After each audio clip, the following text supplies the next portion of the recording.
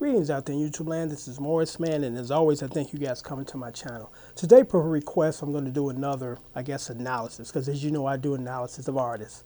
So I'm going to do analysis per request of James Brown.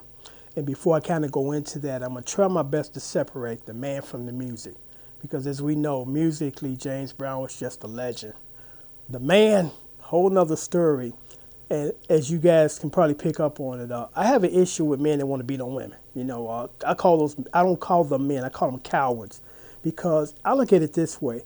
If someone is disturbing or distressing you to the point that you need to kind of go fist the cuff, you need to leave them people alone. Keep them out your circle, as an excuse, as far as using the excuse of, they got in my face, they're doing all that kind of nonsense. But anyway, we're not going to discuss that. We're going to discuss the music. And the music was quite energetic. I first started listening to James Brown earlier stuff like in the late 50s, early 60s, and he was kind of doing the formulated stuff of that time. But somewhere in the mid 60s, James Brown kind of created his own kind of groove. And I used to talk, amongst my musicians friends all the time because we used to do a lot of James Brown stuff.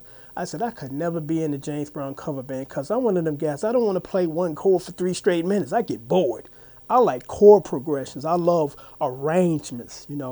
I love that kind of work. I'm not going to compare a James Brown sound to Earth, Wind, and Fire sound simply because Earth, Wind, and Fire didn't want to go so many bars without changing it up, mixing it up, putting in different chords. Their groove wasn't like James Brown, where it's locked on automatic, and for 6 minutes I'm taking you on a one chord sung groove. But that one sung chord groove was funky. We can't deny that. James Brown was one funky brother. The arrangements, well, not the arrangements, but the musicianship, he had top-notch musicians.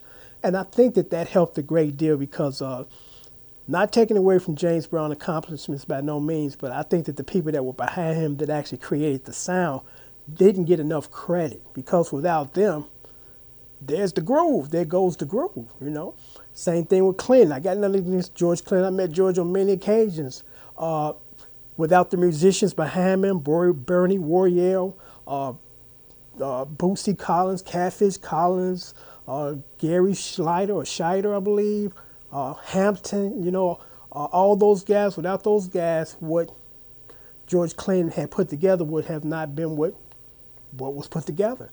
A lot of credit was not given to Fred Wesley, Bootsy Collins when he came into the group. Bernie was Purdy.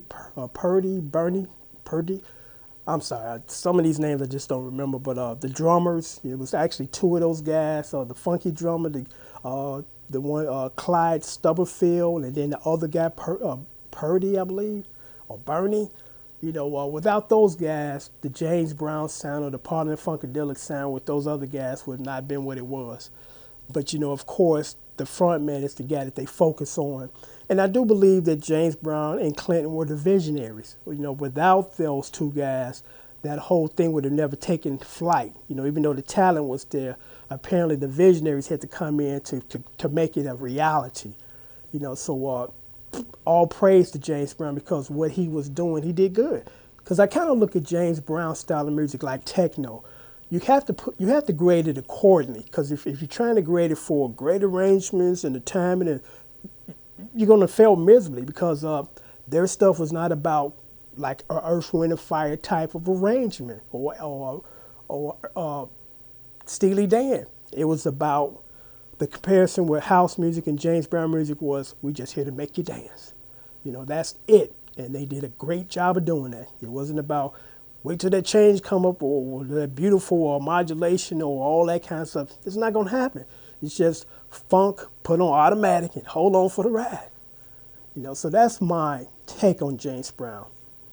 A very talented, very hard-working man in the music business because he made sure that you got the best show that he could give. And for that, we thank you, Mr. Brown, for that, and rest in peace, and you are missed. Because Michael Jackson, now, you were his inspiration, and other countless amount, Prince too. Without you, who knows where Michael Jackson and Prince would have ended up or what they have gone musically. So I'm going to end it on that note. Until next time, take care. That's my analysis of Mr. James Brown. Take care.